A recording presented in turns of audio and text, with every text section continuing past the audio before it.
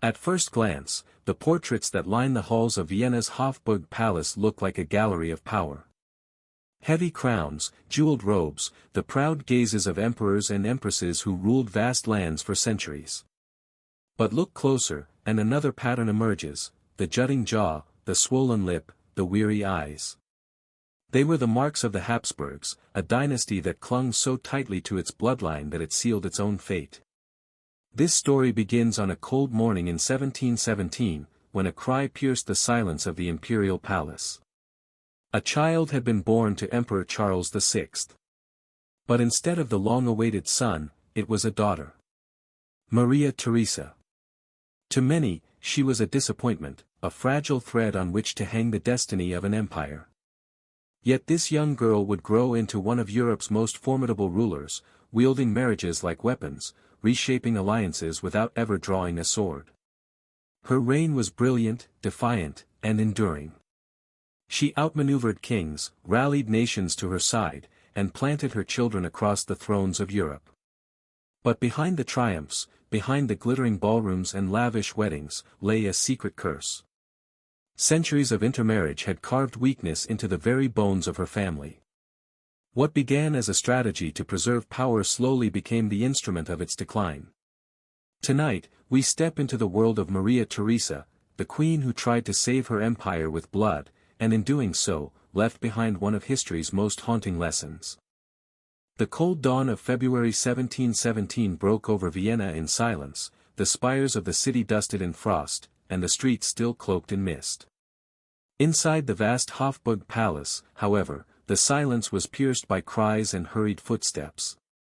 For hours, the Empress, Elizabeth Christine of Brunswick-Wolfenbüttel, had labored under the watch of physicians and midwives, her chamber heavy with incense and whispered prayers. Finally, as the bells of St. Stephen's Cathedral tolled the morning hour, the sound everyone had been waiting for filled the room, the cry of a newborn child. "It is a girl, Your Majesty," the midwife announced, lifting the swaddled infant into the light of the candles. Her voice was steady, but in that moment the air shifted, heavy with disappointment. The Emperor, Charles VI, stood frozen. He had hoped, prayed, and bargained with God for a son, an heir who would secure the Habsburg line and silence the whispers of rival powers across Europe. Instead, fate had given him a daughter. Charles was no stranger to fear.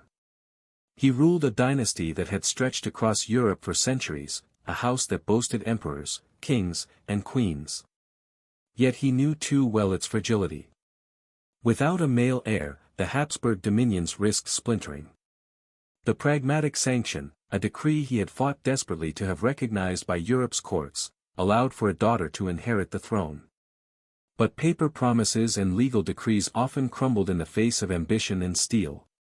To his enemies, a female heir was not security, it was an invitation to strike. And so Charles looked upon the tiny child with a heavy heart. Her cries echoed off the gilded walls, innocent and unaware of the weight that had already been placed on her small shoulders. The Emperor exhaled sharply, then straightened. "She will be raised as a true Habsburg," he declared. "Imperial blood runs in her veins." His words carried conviction, but his eyes betrayed doubt. The child was named Maria Theresa Walburga Amalia Christina. From her earliest moments, she was enveloped in the rituals of power. Priests blessed her crib with holy water, courtiers bowed before her, and nurses whispered lullabies in the shadow of ancestral portraits. But those portraits were more than decoration. They were a constant reminder of the dynasty's creed, purity of blood above all. The Habsburg family had clung to this principle for centuries. Unlike other dynasties that often married into distant noble lines, the Habsburgs preferred to marry close, sometimes cousins, sometimes even uncles and nieces. To them, it was not taboo but tradition, a safeguard to ensure that power, land, and legitimacy stayed within their grasp. Their motto was clear: let others wage war. You, happy Austria, marry. But behind the grandeur of this strategy lay consequences that no one dared to speak of openly. The Habsburg features, the pronounced jawline, the swollen lower lip, were not simply quirks of appearance. They were the visible traces of generations of intermarriage, etched into the very bone. Alongside them came whispers of frailty, seizures, infertility, and bouts of melancholy that plagued certain emperors and queens. In hushed tones, courtiers called them God's burdens. Physicians, careful not to offend, referred to them as the temperaments of sovereigns. But the truth was darker. The dynasty's obsession with purity was slowly sowing its own decay. As Maria Theresa grew, she learned to navigate the vast halls of Habsburg beneath the stern gazes of her ancestors. Their eyes seemed to follow her, reminding her of who she was expected to become. Her tutors drilled her in languages, Latin, French, Italian, and German. She was trained in the fine arts, in theology, in the rigid etiquette of court life. But above all, she was reminded, again and again, of her sacred duty to her family's legacy. Her father repeated the same phrase like a mantra: "Our blood must remain pure, my daughter. The House of Habsburg is not to be diluted." Maria Theresa absorbed these lessons with reverence, but also with unease. Even as a child, she could not ignore how each portrait seemed to exaggerate the features of the last, how the heavy jawline grew heavier, how the eyes seemed more hollow. She heard whispers from the servants about emperors who had been weak in body or in mind, who struggled to walk, who died young, or who had been unable to produce children. Her governess once led her to the portrait of Charles V, the great emperor who had ruled over a vast empire, where the sun never set. To Maria Theresa, he looked imposing, but also strangely sorrowful. The governess whispered, "One day, it may fall to you to preserve this legacy." The young archduchess nodded solemnly, though her gaze lingered uneasily on his stiff jaw and drooping lip. Even then, some part of her recognized that greatness had come at a price. In the early years of her life, Vienna itself reflected this tension between glory and fragility. The capital was the jewel of the Habsburg dominions, a city of music, architecture, and learning. But it was also a fortress, surrounded by rivals, Prussia to the north, France to the west, the Ottomans still looming in the east.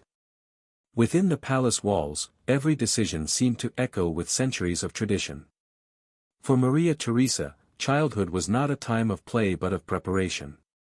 Every smile, every gesture, every word was shaped to embody the dynasty she represented. By the time she reached adolescence, the expectations only grew heavier.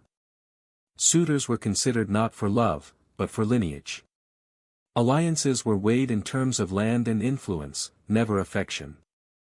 And though she had inherited her father's determination and her mother's grace, she also carried the unspoken burden of her bloodline, the knowledge that her face, her body, even her very children would be scrutinized as proof of the dynasty's strength or weakness. The girl who had once been considered a disappointment at birth was slowly becoming the center of Europe's most fragile gamble. For Charles VI, she was the embodiment of both his fears and his hopes, a daughter who must carry an empire, and a bloodline that must remain unbroken, no matter the cost. What Maria Theresa could not yet know was that her life would be defined by this paradox. She would rise to become one of the most powerful women in European history. She would outweak kings, command armies, and reshape alliances. But she would also wrestle with the shadow of her family's choices, the centuries of intermarriage that carved both the dynasty's strength and its doom. In the flickering candlelight of the Hofburg, as she walked past the portraits of her ancestors, young Maria Theresa could not yet hear the whispers of history. But they were already there, waiting. By the time Maria Theresa reached her late teens, Vienna had already begun whispering her name with both reverence and doubt. She was beautiful in a way that defied the heavy features of her lineage, her complexion bright, her eyes lively, her presence commanding in court ceremonies. Yet behind the embroidered gowns and layers of etiquette, she knew she was more than just a noble daughter. She was the last hope of a dynasty that could not afford to fracture. Her father, Charles VI, had invested years in securing her claim to the throne through the pragmatic sanction. He traveled across Europe, negotiating, bribing, and pleading with rival monarchs to recognize his decree, that if no male heir survived, his daughter would inherit the Habsburg lands. Many agreed publicly, signing their names on documents sealed with wax. But in the shadows of their courts, they muttered, "A woman cannot hold an empire." Maria Theresa grew up hearing these murmurs. Every lesson, every ritual, every performance at court was infused with the unspoken truth that she was being shaped not for comfort, but for battle, the kind of battle that unfolded not on muddy fields with cannons, but in gilded halls with treaties and alliances. When it came to marriage, her father's strategy was clear. Love was irrelevant, politics was everything. The chosen groom was Francis Stephen of Lorraine, a young duke whose bloodline was noble enough, though still tied distantly to the Habsburg family. Their union, celebrated in 1736, was hailed as a triumph of tradition. A lavish wedding filled the great halls with candlelight and music, while courtiers raised golden goblets and toasted, "to the glory of the Habsburgs." But woven into that celebration was the same thread that had run through the dynasty for centuries, bloodlines bending back upon themselves. To many, it was reassurance that the Habsburg legacy remained intact. To others, it was yet another tightening of the genetic noose that had already haunted their line. No one, of course, would dare speak that truth aloud in the midst of such splendor. Maria Theresa herself, though aware of her family's history, did not let such fears cloud her wedding day. She was 19, her cheeks still flushed with youth, and she gazed at Francis Stephen with affection. Unlike many arranged unions of the time, theirs held the seeds of genuine warmth. In the months that followed, their bond deepened, and Maria Theresa discovered in her husband not only a political partner but also a companion who shared her burdens with surprising gentleness. Still, the weight of empire loomed larger than their private joys. Just 4 years later, in October 1740, tragedy struck. Emperor Charles VI fell gravely ill and died suddenly, leaving his empire in the hands of his 23-year-old daughter. Maria Theresa was thrust into the role for which she had been groomed her entire life, but now the stakes were real, and the wolves of Europe closed in. The ink on the pragmatic sanction had barely dried before rival courts dismissed it as meaningless. Frederick II of Prussia, shrewd and ruthless, eyed Habsburg lands in Silesia with the precision of a hawk. In Paris, in Berlin, in London, whispers grew louder: "A woman cannot command armies. A woman cannot preserve an empire." Maria Theresa, however, did not bend. Draped in black mourning for her father, yet radiant with resolve, she stepped into power. She gathered her ministers, sat at the long oak tables of the Habsburg council chamber, and declared, "I am my father's heir. I shall defend this throne as he would have, and as God wills." But words alone could not hold a crumbling empire. The treasury was nearly empty, the army ill-prepared, and foreign envoys smelled weakness. The War of the Austrian Succession erupted, tearing across the continent. France, Spain, Prussia, Bavaria, all tested the young Empress. Her reign began not with peace, but with fire. In this storm, Maria Theresa's marriage to Francis Stephen became both a source of strength and of strain. Francis, though loyal, was often dismissed by the Austrian court as a mere consort, a man eclipsed by his wife's authority. Maria Theresa, determined to secure the dynasty, leaned into the union with fierce devotion. She bore children one after another, her pregnancies often overlapping with council meetings and military campaigns. Between 1737 and 1756, she gave birth to 16 children, 10 of whom survived into adulthood, a remarkable feat in an age when disease so often snuffed out young lives. Each child was more than a blessing, each was a piece on the political chessboard of Europe. Maria Theresa strategized with the precision of a general, arranging marriages that extended her influence without raising an army. "Let others wage war," she reminded her ministers, echoing the Habsburg motto.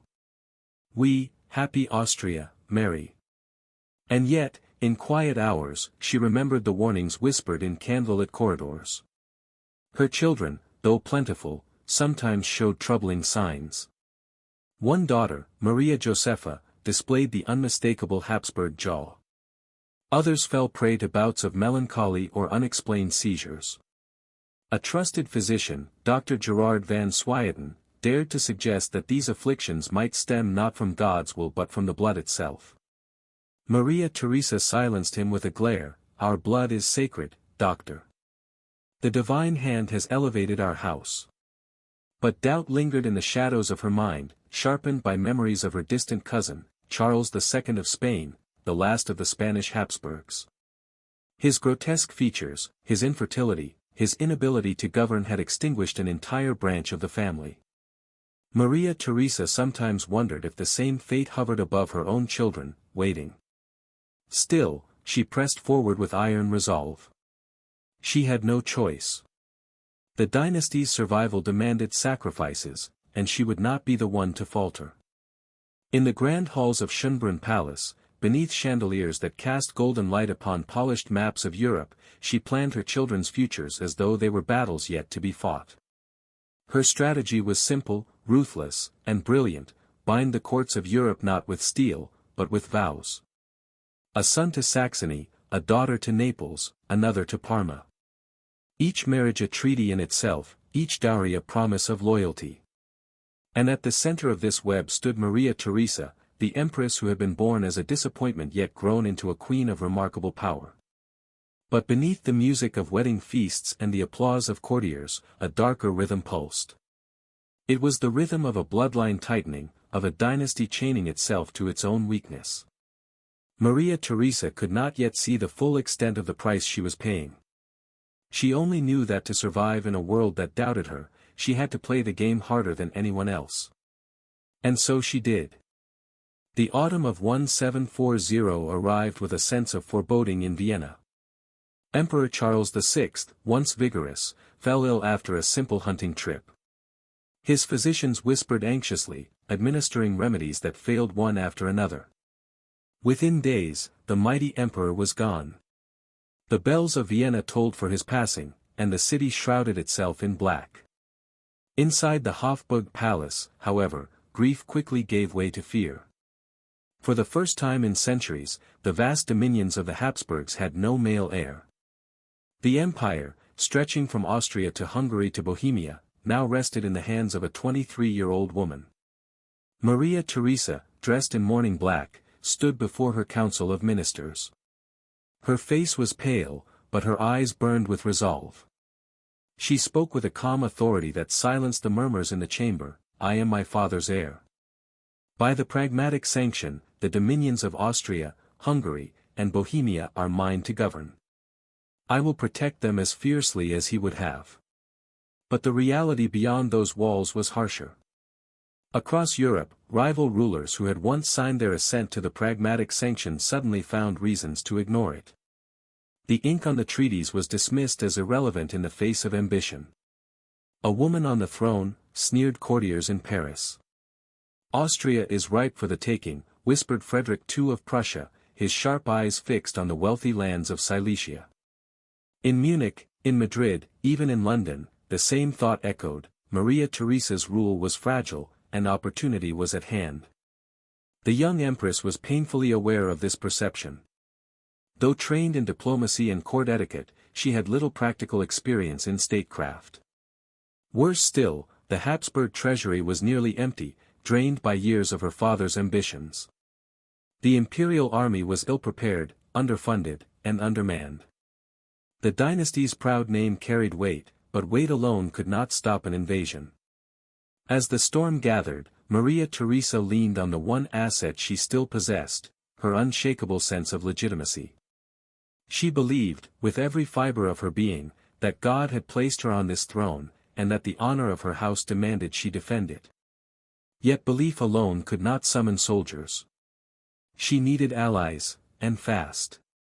In December of that year, Frederick of Prussia struck first. His troops swept into Silesia with speed and precision, seizing one of the crown jewels of the Habsburg lands. It was a calculated gamble. Frederick knew that if he moved quickly, Maria Theresa might falter. To many, it seemed inevitable. How could a young, grieving mother, pregnant with her second child, possibly withstand the aggression of hardened kings? But Maria Theresa surprised them all. She refused to surrender. From the Hofburg, she wrote letters day and night, rallying what remained of her ministers, commanding armies that many thought too weak to fight. "We will not yield," she told them. Austria is not broken, and neither am I. Still, she needed more than words. In the spring of 1741, Maria Theresa undertook one of the most daring acts of her reign. Clutching her infant son, Joseph, she traveled to Pressburg, modern-day Bratislava, to appear before the Hungarian Diet. Draped in mourning black, yet carrying herself with regal dignity, she stood before the assembled Magyar nobles. Her voice trembled at first, but grew strong as she declared, "I am abandoned by all. I place in your hands the fate of my children, the fate of my empire, and the fate of my crown." For a long moment, silence hung in the hall. Then, in a surge of loyalty that stunned even her enemies, the Hungarian nobles drew their swords and cried out as one, "Vitam et sanguinem pro regina nostra." Our lives and blood for our queen. It was a masterstroke. By appealing not as an invincible monarch, but as a vulnerable mother, Maria Theresa had secured the loyalty of Hungary. With their soldiers added to her cause, the Habsburg position stabilized. For the first time since her father's death, the tide began to turn. Yet the war that followed, the War of the Austrian Succession, was brutal. From 1740 to 1748, Europe became a battlefield. France, Spain, Prussia, and Bavaria clashed against Austria and its allies. Cities burned, treaties were broken as quickly as they were signed, and Maria Theresa was forced to balance motherhood with the harsh realities of wartime leadership. In Vienna, she gave birth to child after child, her belly swelling even as she read reports from the front. At times, she held infants in her arms while discussing military campaigns with generals. Francis Stephen, though supportive, was often relegated to the role of bystander, overshadowed by the iron determination of his wife. Maria Theresa had become not just the heart of her family, but the beating heart of an empire under siege. Still, her enemies underestimated her. When they whispered, "A woman cannot rule," she answered with tenacity. When they mocked her inexperience, she countered with instinct and resolve. She reorganized the treasury, demanded loyalty from wavering nobles, and poured her energy into strengthening the army. Slowly, painfully, she earned the respect of her allies and the grudging fear of her foes. But even in triumph, shadows lingered. Each victory came at a cost, lives lost, lands bargained away, and the constant strain of leadership pressing down on her young shoulders. Behind the glitter of her crown lay exhaustion, and behind her victories, the quiet reminders of her dynasty's fragility. For Maria Theresa, the crown was never a jewel of comfort. It was a weight, forged from centuries of tradition, laced with the flaws of her bloodline, and sharpened by the ambitions of those who sought to see her fail. Yet as cannons thundered across Europe, one thing became clear: the young empress who had been dismissed as a fragile girl had become the fiercest defender of her family's empire. And though the war was far from over, Maria Theresa had already proven her enemies wrong. The war that had begun with Maria Theresa's accession did not consume her entirely. Even as she fought to defend her inheritance, she turned to another strategy, one older than cannon fire, subtler than diplomacy, and deeply ingrained in the Habsburg creed. She would wield her children like weapons, their marriages binding Europe together in a web stronger than iron. Between 1737 and 1756, Maria Theresa gave birth to 16 children, an astonishing number for the era. 10 would survive into adulthood, a testament both to her resilience and to fortune in a time when infant mortality claimed so many young lives. Each child was greeted not merely with the joy of a mother, but with the calculating gaze of a sovereign. Every birth was a potential alliance, every crib a throne in miniature. "God blesses our union with each new life," she confided to her trusted companion, Countess Fuchs. "The blood of the Habsburgs shall flow through every court of Europe." To her, family and empire were indistinguishable. She was both mother and monarch, her nursery no less a battlefield than the plains of Silesia. Her strategy was guided by the old Habsburg motto, "Bella gerunt alii, tu felix Austria nube," let others wage war, you, happy Austria, marry. Where Frederick of Prussia expanded his dominions with bayonets, Maria Theresa expanded hers with wedding rings. And so she began to weave what would become one of the most intricate dynastic webs in European history. Her daughters were the jewels of this design. Maria Anna, Maria Josepha, Maria Carolina, Maria Amalia, each carefully prepared from childhood for the role they would play. Their education was not just in languages and etiquette, but in diplomacy disguised as charm. They learned how to bow at just the right angle, how to smile with humility, how to hide fear behind velvet eyes. For them, the promise of marriage was not romance but duty. Her sons, too, bore the weight of expectation. Joseph, her eldest, was groomed not only as co-ruler but as the future emperor. Every lesson drilled into him carried the gravity of centuries. He was expected to embody strength, intelligence, and piety. Yet in private letters, Joseph confessed to his brother Leopold that he often felt like a pawn himself, his personal desires suffocated beneath the mantle of imperial duty. The nursery at Schönbrunn Palace bustled with life, but it was a place of destiny rather than innocence. Midwives, tutors, and priests tended the children under the Empress's watchful eye, while portraits of ancestors gazed down from gilded frames, silent reminders of what these children were meant to uphold. Maria Theresa walked among the cradles, her gaze both tender and calculating. In every face she searched for signs of strength, or for the dreaded marks of weakness that whispered of the family curse. And indeed, troubling signs soon appeared.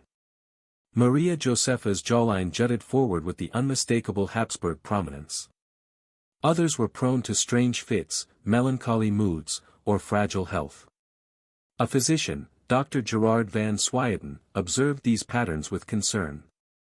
In a private audience, he dared to suggest, "Majesty, these ailments may not be heaven's will, but the consequence of blood too often repeated." Maria Theresa's eyes hardened. "Our blood is sacred, doctor," she said firmly. "It carries the hand of God." Yet in the privacy of her chambers, she sometimes thought of her Spanish cousin, Charles II, whose grotesque deformities and infertility had ended the Spanish Habsburg line. She never spoke of it aloud, but the shadow of his fate lingered like a ghost in the nursery. Despite these doubts, she pressed forward. Tradition and politics allowed no hesitation. As her children grew, they became the living threads of a tapestry she carefully arranged across Europe. One daughter was married into the Bourbon dynasty of Parma, another to the royal family of Naples. A son secured ties with Saxony. And the youngest, Maria Antonia, later to be known as Marie Antoinette, was destined for Versailles itself, to become the Queen of France. Each union was celebrated with pomp and splendor. Palaces filled with music and golden light, nobles toasted to alliances, and portraits of the newly married couples were painted to hang in galleries of dynastic pride. Yet behind the glamour was calculation. Each marriage was another fortress built without a stone laid, another treaty signed without ink spilled. For Maria Theresa, it was a way to safeguard the empire she had nearly lost at the start of her reign. She did not need to conquer new lands with armies if she could place her children on foreign thrones. In this way, she envisioned a Europe where the blood of the Habsburgs ran not only through Vienna, but through Paris, Naples, Parma, Tuscany, and beyond. But as the alliances multiplied, so too did the costs. The Empress's pride as a mother was often undercut by whispers about the health of her brood.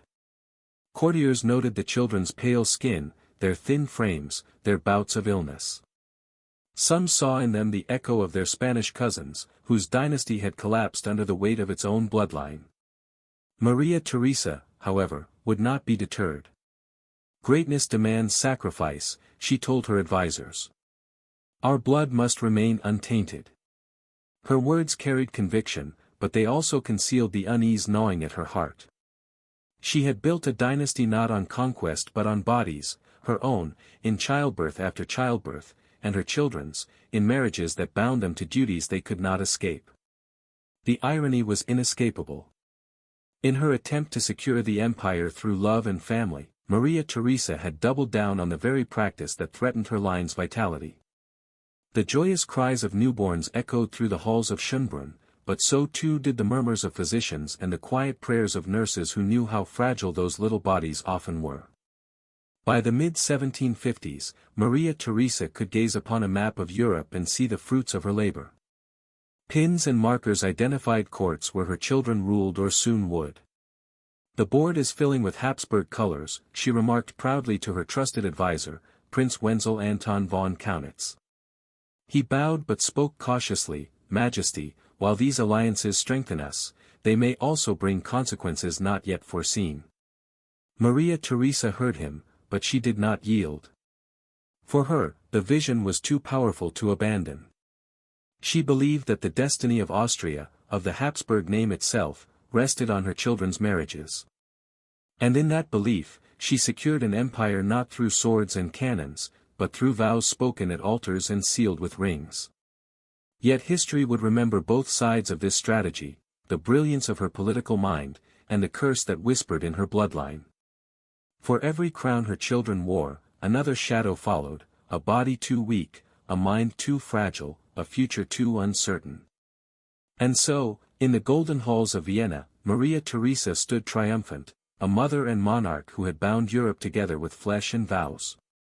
But in the quiet moments, when she traced the familiar lines of her children's faces, she sometimes wondered, had she saved her dynasty, or doomed it with her devotion to its purity? By the 1750s, the glitter of Maria Theresa's reign gleamed across Europe. From Schönbrunn Palace, she ruled with confidence, balancing diplomacy, motherhood, and reform with a will that awed even her enemies. On maps unfurled before her, pins marked courts where her children now stood, Naples, Parma, Saxony, Tuscany, proof that her strategy of marriage was working. Austria seemed secure. The dynasty seemed stronger than ever. But beneath the triumph, shadows lengthened. For the signs of weakness were no longer whispers, they were beginning to show themselves in the flesh of her children. It started subtly. Maria Josepha's jawline pushed forward in the same way as the grim faces staring down from the family portraits. A daughter collapsed in unexplained seizures, her body trembling while attendants rushed to her side. Others sank into long spells of melancholy, their eyes hollow despite their youth. Some seemed too frail to withstand even minor illnesses. At first, Maria Theresa dismissed these as trials from God. But the court physicians grew increasingly uneasy.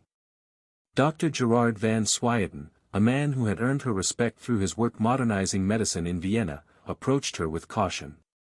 "Majesty," he said softly, "these ailments may not be heaven's burdens. They may come from within, from the blood itself. Marriages between close kin, they intensify such maladies." The Empress's eyes hardened instantly. She could tolerate criticism of her policies, but not of her dynasty's sanctity. "Our blood is sacred, doctor," she declared, her voice edged with steel. "The divine hand has elevated our house above the common order. It is not bound by mortal theories." Van Swieten bowed, retreating into silence. But in private, Maria Theresa could not banish the thought. She remembered her Spanish cousin, Charles II, his twisted features, his sterility, his pitiful reign that had extinguished the Spanish Habsburg line. That memory haunted her like a specter each time she looked into the faces of her own children. Despite her doubts, tradition and necessity pressed harder. She could not stop the wheels of dynastic politics, they spun too tightly. Her children's marriages were her empire's armor, their blood the currency of her reign. To hesitate now would be to betray everything she had built. And so she pressed on, even as the seeds of decline sprouted before her eyes. In 1765, tragedy struck with a cruelty that pierced her iron will. Francis Stephen, her beloved husband and co-ruler, collapsed while traveling in Innsbruck. His death was sudden, and for Maria Theresa, devastating. She dressed in black and vowed never to wear another color. For the rest of her life, she remained in mourning, the weight of her loss draped around her shoulders like a second crown. Yet the burdens did not ease. Just 2 years later, two of her daughters, Maria Johanna and Maria Josepha, succumbed to smallpox in quick succession. The Empress wept at their bedsides, pressing vinegar-soaked cloth to her own face in vain hope of avoiding the same fate. She whispered to her confessor, "God tests us harshly. Her grief was real, but her sense of duty never faltered. Even as coffins left Schönbrunn Palace, Maria Theresa rearranged marriage plans with cold precision. Maria Josepha had been promised to the King of Naples. With her gone, her younger sister, Maria Carolina, was substituted. To the Empress, dynastic alliances were too important to allow grief to derail them.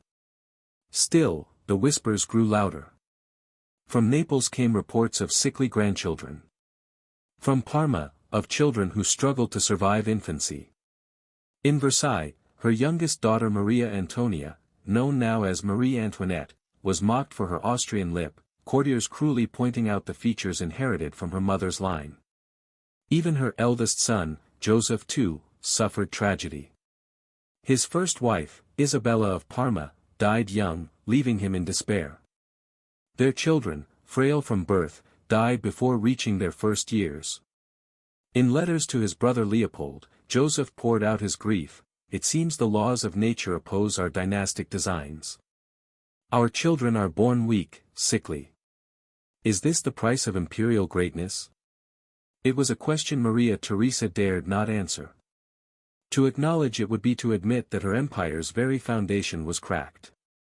Instead, she spoke of divine favor, of sacrifices required for greatness. But in her private diary, lines appeared that betrayed her inner struggle. Perhaps we have defied the laws of nature too long in the name of dynastic purity. Her advisors, too, began to voice concerns more openly.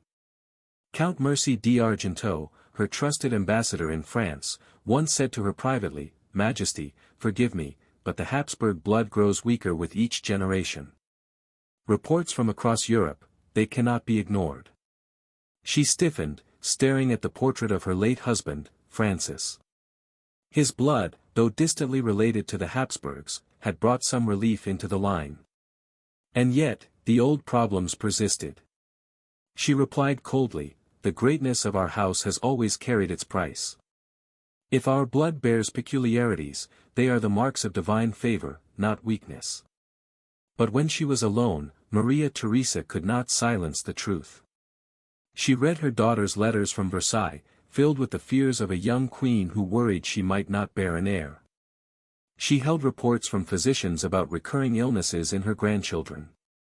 And each time she traced her finger along the familiar jawline in a portrait, she saw not only pride but also the shadow of decline.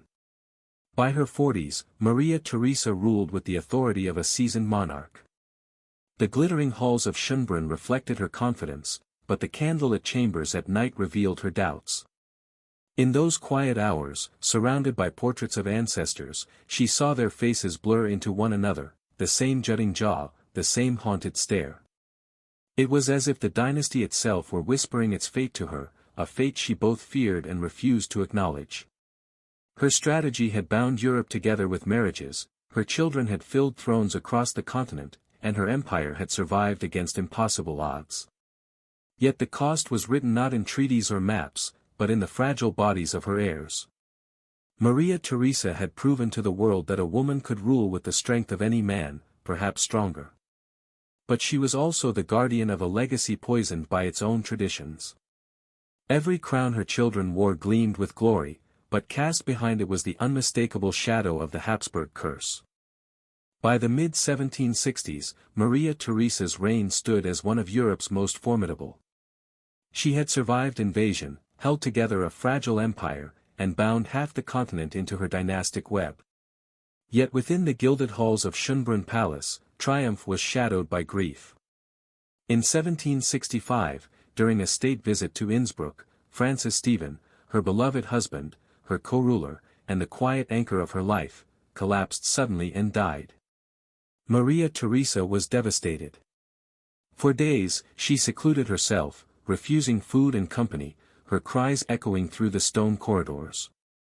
When at last she re-emerged, she was dressed in black mourning garb, a veil of lace shadowing her once bright face. From that moment until her death 15 years later, she never wore another color. The Empress who had faced down kings now faced something she could not conquer, loneliness. Every ceremony, every audience, every council meeting was attended by a figure draped in black, her sorrow woven into her identity. "I am married to grief now," she told her confessor. Yet she refused to step aside. She continued to rule, determined that her personal loss would not weaken the empire. But grief was relentless. In 1767, 2 more blows struck her heart. First Maria Johanna, then Maria Josepha, 2 of her daughters, succumbed to smallpox within months of each other. The Empress wept at their bedsides, pressing vinegar-soaked cloth to her own face in a futile attempt to ward off infection. She buried them within the imperial crypt, her tears soaking the black veil she now wore as a second skin. Yet even amid tragedy, duty prevailed. The marriage plans Maria Josepha had been meant to fulfill, an alliance with Naples, were swiftly transferred to her younger sister, Maria Carolina. In the machinery of empire, grief was a delay, not a deterrent. Maria Theresa carried forward, her heart shattered, her resolve intact. Still, whispers grew louder. From Naples, from Parma, from Versailles, reports described sickly grandchildren and miscarriages. Courtiers whispered that the Habsburg line was cursed. Physicians compiled records of epilepsy, infertility, fragile infants. Maria Theresa silenced them in public, yet in private her doubts deepened.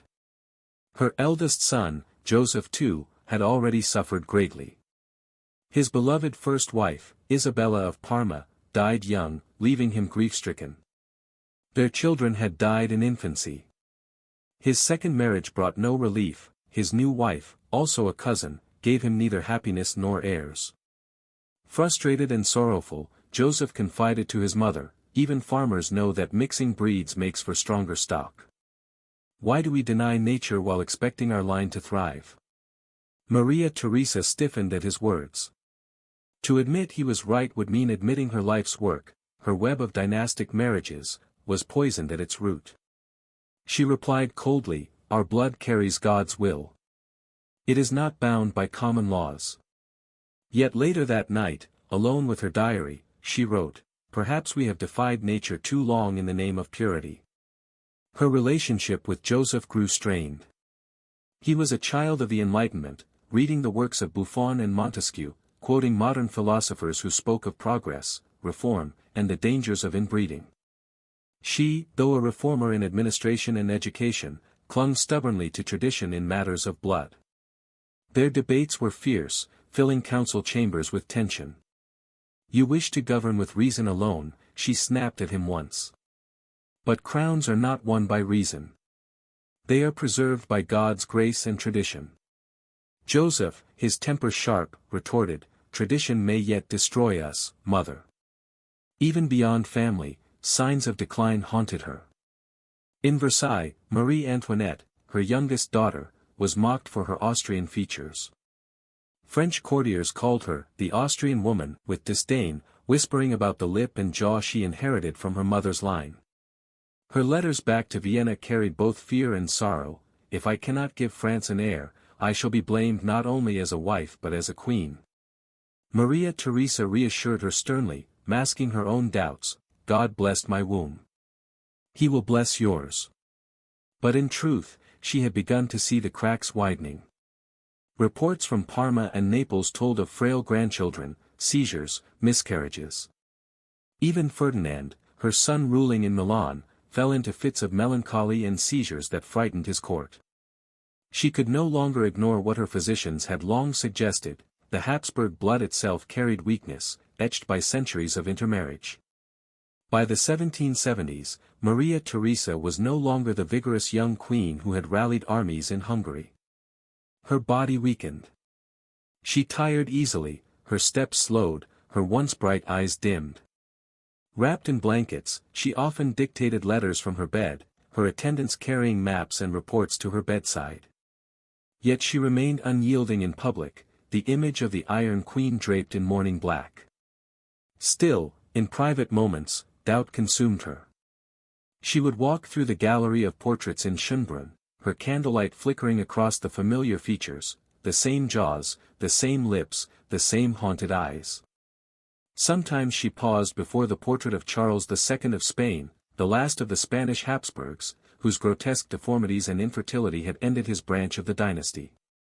His shadow loomed over her family like a curse, and she whispered to herself, will Austria share his fate? Her advisers, too, began to press her more boldly. Count Mercy, her trusted envoy in France, spoke with uncharacteristic frankness, Majesty, forgive me, but your children and grandchildren suffer too often. The blood of the Habsburgs, sacred as it is, grows weaker with each generation. Might it be time to seek fresher lines? She silenced him with a look but later admitted to her confidant, Countess Lerchenfeld, perhaps he is right. Perhaps we have paid too high a price. In her final years, Maria Theresa lived in a paradox. She had preserved the empire against impossible odds, secured alliances that stretched across Europe, and raised her children into kings and queens. Yet she had also sown into their bodies the seeds of weakness, the curse of purity. The very strategy that had been her triumph was also her tragedy. By 1780, her health collapsed. Wrapped in blankets even as spring warmed Vienna, she struggled for breath, dictating her last letters with trembling hands. Reports from Versailles brought bittersweet news. Marie Antoinette had finally borne a son, the long-awaited Dauphin of France. But even this joy was shadowed by dread. Physicians described the infant as frail, his health uncertain. To Maria Theresa, it was confirmation of what she had long feared, that her dynasty's future was marked not by strength, but by fragility. On November 29, 1780, Maria Theresa died, aged 63. The Iron Queen who had outlasted armies and kings was gone. Draped in black to the very end, she left behind an empire intact but a bloodline weakened. Her son Joseph too inherited both her crown and her doubts. The greatest paradox of her life lingered in history. She had saved her dynasty with unshakable will, yet in doing so had passed down the very curse that would haunt her heirs. On the morning of November 29, 1780, the bells of Vienna tolled again. This time, not for a coronation, nor for a victory, but for the passing of the woman who had held Europe in her grasp for 4 turbulent decades. Maria Theresa, the Empress draped in black, was gone. She left behind 16 children, countless alliances, and an empire still intact. Yet within the very blood that flowed through her descendants ran a legacy far darker than her triumphs. Her son, Joseph too, now became sole ruler. Pragmatic, austere, and shaped by Enlightenment thought, he wasted no time in seeking to reform what his mother had defended so fiercely. He streamlined administration, modernized education, and even challenged the power of the Church. But when it came to the family's bloodline, he carried the same scars his mother had tried to deny. Joseph had married twice, both times to women tied closely to his own kin. Both unions ended in grief. His beloved first wife, Isabella of Parma, died young, leaving him bereft. Their children, frail from the start, died in infancy. His second wife brought neither comfort nor heirs. In letters to his brother Leopold, Joseph's despair was raw: our children are born weak. Even farmers know that mixing breeds makes for stronger stock. Why must we cling to customs that destroy us? He was not alone in his observation. Across Europe, the Habsburg grandchildren bore the same signs: seizures in Naples, miscarriages in Parma, fragile infants in Tuscany. Even Marie Antoinette, far away in Versailles, struggled beneath the weight of expectation. When her first son was born, doctors whispered of his frailty. The French courtiers, ever cruel, mocked his Austrian delicacy. The young Dauphin, Louis Joseph, would die at just 7 years old, his short life yet another casualty of the dynasty's obsession with purity. Maria Theresa's legacy was a paradox. She had fought tirelessly to secure her family's place on Europe's thrones, arranging marriages that stitched together a web of influence across the continent. But that very strategy, repeated for centuries, had sown fragility into her heirs. What had once been whispered in candlelit chambers now became an open secret: the Habsburgs were cursed by their own blood. As the 18th century gave way to the 19th, science began to catch up with what physicians like Gerard van Swieten had long suspected. Scholars studied the genealogy of the Habsburgs and saw patterns too stark to ignore. Epilepsy, infertility, melancholy, the infamous jaw, these were not quirks, but the consequence of relentless intermarriage. By the time of Ferdinand I, grandson of Maria Theresa, the truth was undeniable. Ferdinand suffered epileptic fits so severe, and intellect so limited, that he was unfit to rule. In 1848, amid the fires of revolution, he abdicated, leaving the crown to his nephew Franz Joseph. The irony was painful. The very bloodline that Maria Theresa had worked so desperately to preserve had become its own undoing. She had expanded her empire not by war but by vows, and yet those vows carried the seeds of weakness. Her children filled Europe's courts, but behind their crowns were fragile bodies and broken lineages. Still, her legacy was not solely one of decline. Maria Theresa remained remembered as one of Europe's most formidable rulers, a woman who defied the expectations of her time. She reorganized her empire, introduced reforms in education and governance, and proved to the world that a queen could wield power with as much force as any king. But the lesson of her dynasty was etched as deeply as her triumphs: greatness cannot be built against the laws of nature. In the centuries that followed, historians, physicians, and eventually geneticists studied the Habsburg line as a cautionary tale. The Habsburg jaw became a textbook example of hereditary traits passed through generations of inbreeding. By the 20th century, modern genetic analysis confirmed what had long been suspected: the dynasty had one of the highest coefficients of inbreeding in Europe, rivaling even isolated populations. The very strategy that had made the Habsburgs powerful, marriage within a closed circle, had also carved weakness into their bones. And so, the portraits that still line the halls of Vienna tell a story both of glory and of tragedy. Their jeweled crowns and velvet robes speak of empires spanning continents, of treaties and coronations. But their faces, those heavy jaws, those weary eyes, speak of the hidden price. Behind every victory feast was a sickbed, behind every golden cradle, the fear of frailty. Perhaps the most haunting echo comes from Marie Antoinette, gazing into the still waters of Versailles as revolution swirled around her. Maybe the strength of a dynasty does not lie in the purity of its blood, she is said to have whispered, but in its ability to adapt to changing times. It was a reflection too late for her, and too late for the house that bore her name. Maria Theresa's life remains a study in contrasts. She was both savior and saboteur of her line. She built alliances that spanned Europe, but in doing so, she tightened the chain of tradition that strangled her heirs. She was the Iron Queen who ruled with unyielding will, and yet she carried within her the seeds of a dynasty's decline. When she was laid to rest in the imperial crypt of Vienna, beside her beloved Francis, her coffin joined a long line of ancestors who had ruled for centuries. The marble walls echoed with prayers and hymns, but they also held silence, the silence of a truth too painful for her time to admit. That empires can crumble not only from enemies without, but from weaknesses within. The Habsburgs endured into the 19th and early 20th centuries, but never again with the unchallenged dominance they once held. The empire that Maria Theresa had fought so fiercely to preserve ultimately dissolved in the ashes of the First World War. By then, the family's legacy was as much a medical case study as a political one. And so, her story remains not only history, but warning. Power without adaptation becomes fragility.